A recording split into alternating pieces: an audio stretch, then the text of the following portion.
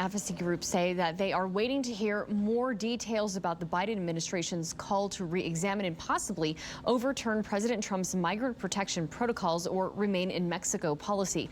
One of those groups is the Annunciation House, which provides shelter for migrants released in El Paso. The Department of Homeland Security says processing of migrants will be at only select ports. ABC 7 Seoul signs is at the base of the Paso Bridge downtown in Seoul. Is El Paso one of those ports of entry?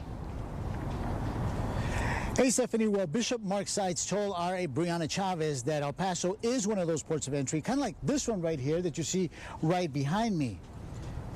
Now, I want to show you video we shot last year of migrants waiting under the MPP program at the Chamizal Park in Juarez. I spoke with Ruben Garcia, the director of Annunciation House, who says they are waiting for more details from the Department of Homeland Security. He tells me news that the MPP program could be overturned is welcome news.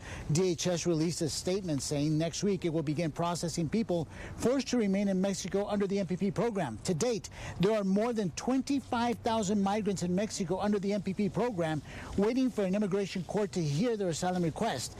DHS is making it clear the new program here in the U.S. is only for migrants who were under the MPP program.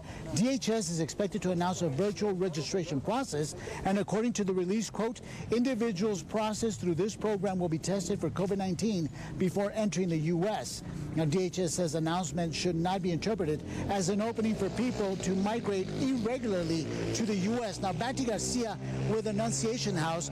He tells me that Annunciation House can handle a certain number of migrants who are released, a controlled number of migrants that are released, but to this date, he has not received any information from DHS as to just how many numbers of migrants will be released to shelters like Annunciation House.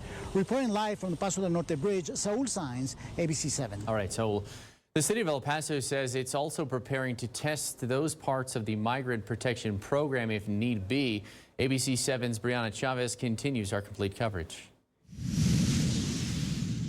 As we've reported, the city has been working with its federal partners, state stakeholders, and other community organizations for quite some time in case of another possible migrant surge, this time with the pandemic at the forefront.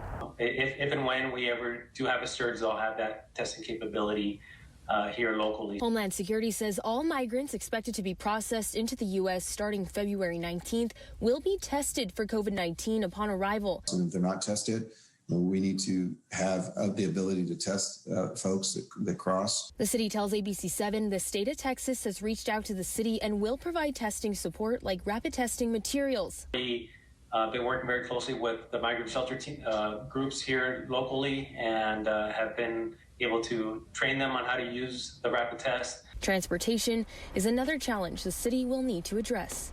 But the plans we put in place were to give us the ability to redirect these funds. If we don't get federal funds and federal assistance, we'll have to step up and do what we need to in order to help as much as we can. So that is something we're planning for right now. And we did reach out to the Texas Department of Emergency Management to confirm if and when we could see those testing materials. Unfortunately, we did not get a response in time for this newscast. Brianna Chavez, ABC 7.